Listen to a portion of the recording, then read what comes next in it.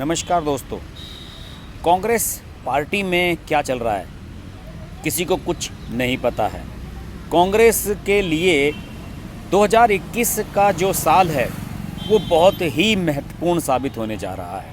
ये बहुत ही निर्णायक साल होगा और इसी साल पर कांग्रेस के अगले आने वाले समय का भविष्य डिपेंड करेगा।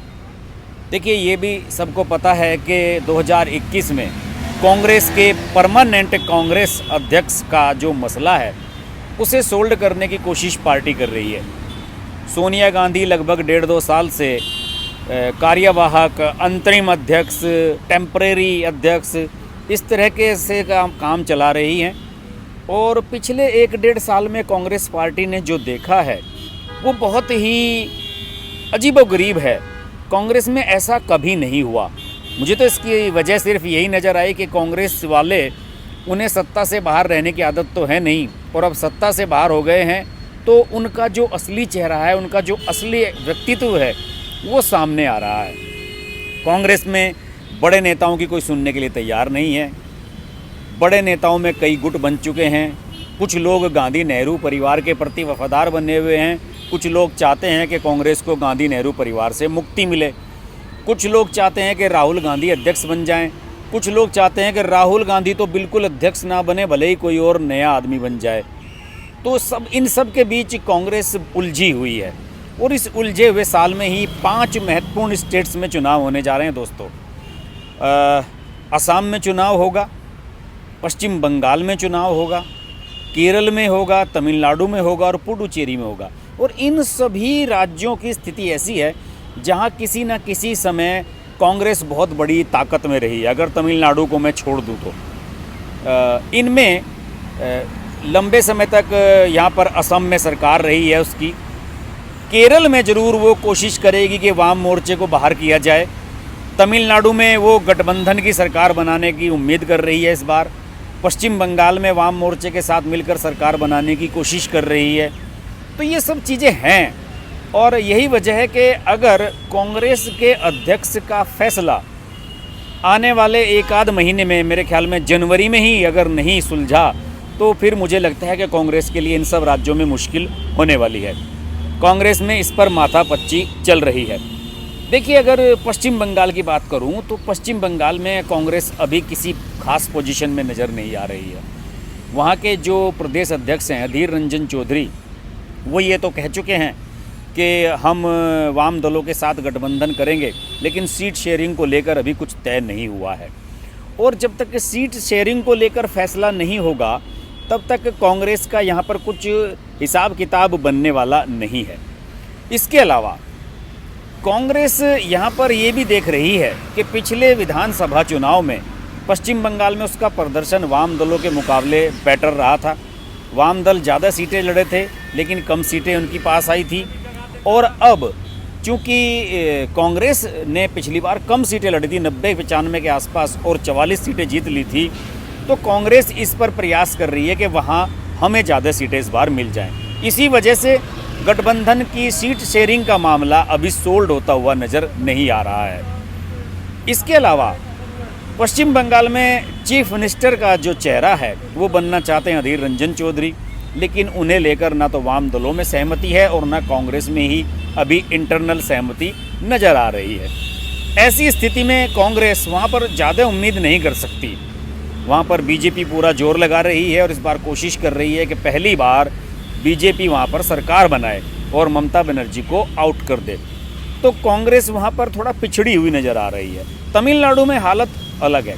तमिलनाडु में उसे पूरी उम्मीद है कि जो डीएमके के साथ है, करुणानिधि की पार्टी के साथ उसका जो समझौता है, इस बार जयललिता की पार्टी सरकार से बाहर जाएगी और एंटी इनकम्बेंसी फैक्टर उनके काम आएगा। इसके अलावा रजनीकांत ने पार्टी बनाने की घोषणा की थी और फिर कह दिया कि मैं राजनीति में नहीं आ रहा हूं, तो इससे कांग्रेस को राहत मिली है।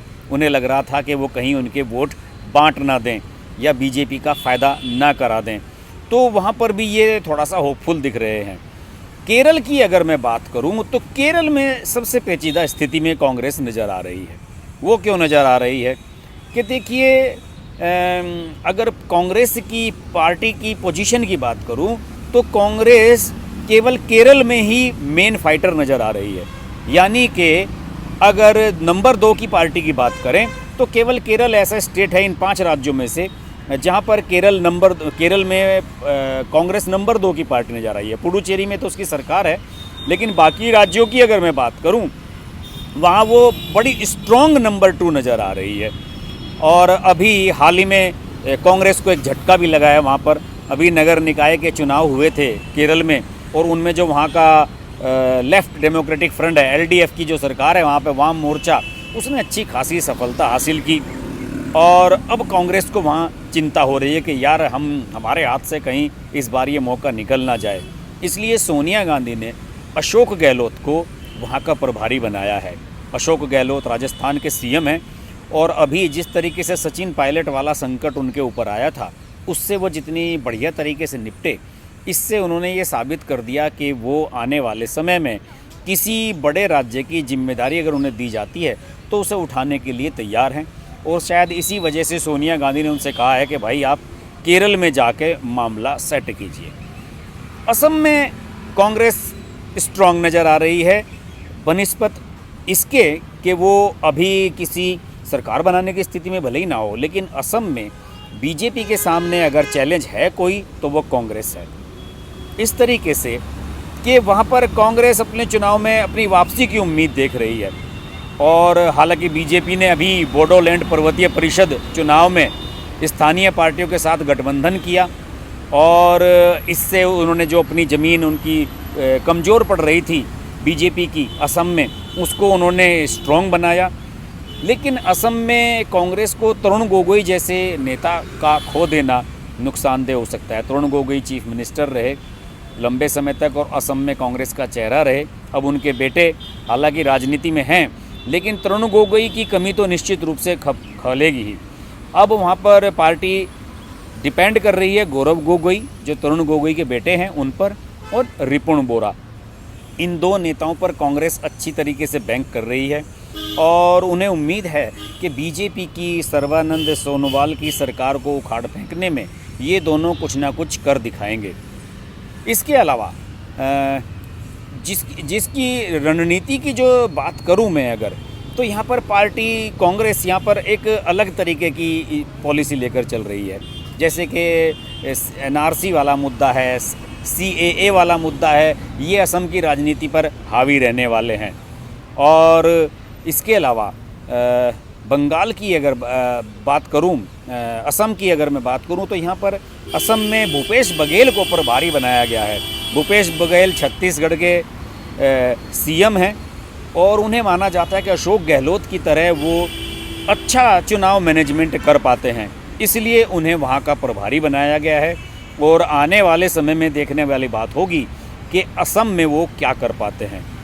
बंगाल में कांग्रेस के प्रभारी जितिन प्रसाद हैं, उत्तर प्रदेश के हैं, और जितिन प्रसाद उन लोगों में से हैं जिनके बारे में ये चर्चा आई थी कि उन्होंने कांग्रेस में परमानेंट अध्यक्ष की मांग करते हुए कांग्रेस अध्यक्ष को लेटर लिखा था। उनका विरोध भी वहाँ पर शुरू हो गया था जितिन प्रसाद का उत्तर प्रदेश में, लेकिन इसके बावजूद भी कांग्रेस ने उनमें विश्वास दिखाया है। युवा हैं, और कांग्रेस पार्टी जानती है कि आने वाले समय में पार्टी को अगर लंबे समय तक रन करना है तो निश्चित रूप से उसे ऐसे लोगों को साथ लेना होगा जो लोग लंबे समय तक राजनीति में सक्रिय रह चुके हैं। ये युवा हैं, तरुण गोगोई, गौरव गोगोई और रिपुण बोरा और दीपेंद्र हुड्डा, सचिन पायलट, इन सब लोगों को पार्टी अब बढ़ाने की पॉलिसी पर ध्यान दे रही है। इसके अलावा इन 5 राज्यों के चुनाव के लिए कांग्रेस पार्टी ने एक बड़ा प्लान भी बनाया है। उन्हें ये लग रहा है कि हम आने वाले समय में अगर यहाँ पर किसानों के मुद्दे को प्रोमिनेंटली सपोर्ट करते हैं तो इसका लाभ मिलेगा। और कांग्रेस लगातार इस मुद्दे को उछाल रही है, किसान आंदोलन को सपोर्ट कर रही है। और अब 15 जनवरी को एक बड़े कार्यक्रम को कांग्रेस ने ऐलान कर दिया है कि आने वाले समय में राजभवन जो हैं हर राज्य के वहाँ प्रदर्शन किए जाएंगे।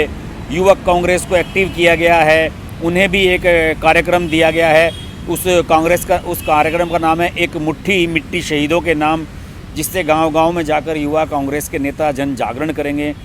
और पार्टी ये फोकस कर रही है कि किसानों को एमएसपी के मुद्दे पर किसानों का सपोर्ट कर रही है। हालांकि हकीकत बात यह है कि कांग्रेस जब सत्ता में रही तो उन्होंने स्वामीनाथन कमेटी की सिफारिशों को लागू करने में कभी इंटरेस्ट नहीं दिखाया। इसके अलावा एमएसपी पर खरीद को लेकर गारंटी का कोई प्रावधान कभी कांग्रेस ने नहीं किया। लेकिन आज उसका जोर इस पर ही है कि बीजेपी को ये सब कुछ करना चाहिए। तो अब मुझे लगता है कि किसान आंदोलन के बहाने कांग्रेस ये दिखाने का प्रयास कर रही है कि वो किसानों की पार्टी है और आने वाले समय में उनके साथ मजबूती से खड़ी रहेगी। बहरहाल अगर कांग्रेस और किसान आंदोलन का जो ये वाला पहलू है अगर इसे हम छोड़ दें तो उसके लिए सबसे बड़ा चैलेंज ये है कि इन 5 राज्यों में जहाँ चुनाव होने हैं और जहाँ पर उसकी स्थिति ठीक ठाक नज़र आ रही है वहाँ पर उसे कम से कम ये इस बात पर फोकस करना होगा कि इससे पहले कांग्रेस के टॉप लेवल पर अध्यक्ष पद का जो मामला है उसे सुलझा लिया जाए और उसे सोल्ड कर लिया जाए। उसके बाद इन राज्यों की तैयारी की जाए और अगर अभी ये जनवरी में ही ये संभव नहीं हुआ तो इस पर कांग्रेस फिर पिछड़ जाएगी, क्योंकि अप्रैल मई में इन राज्यों में चुनाव होने हैं और पश्चिम बंगाल में उसे लग रहा है कि शायद बीजेपी उसके वोट बैंक को खींच सकती है। लेकिन असम और तमिलनाडु में उसे उम्मीद है सरकार की, पुडुचेरी में उसकी अपनी सरकार है, हो सकता है कि इस बार भी सरकार बन जाए। केरल में वाम मोर्चे के सामने अगर कोई खड़ा हुआ नज़र आ रहा है तो कांग्रेस ही नज़र आ रही है। ऐसी स्थिति में आने वाला साल 2021 का ये जो साल है ये बहुत महत्वपूर्ण साबित होने जा रहा है और कांग्रेस अगर अब खुद नहीं संभली तो फिर उसे जनता भी नहीं संभाल पाएगी। कांग्रेस के मुद्दे पर और हम इस मसले पर बात करते रहेंगे। 5 राज्यों के जो चुनाव होने जा रहे हैं इन पर मैंने कई वीडियोज़ बनाए हैं, आगे भी बनाते रहेंगे। देखते रहिए हर्ष की बात लाइव। नमस्कार। अगर आपको हमारी वीडियो पसंद आई तो वीडियो को लाइक करें, चैनल को सब्सक्राइब करें और नोटिफिकेशंस के लिए बेल आइकन को प्रेस करें।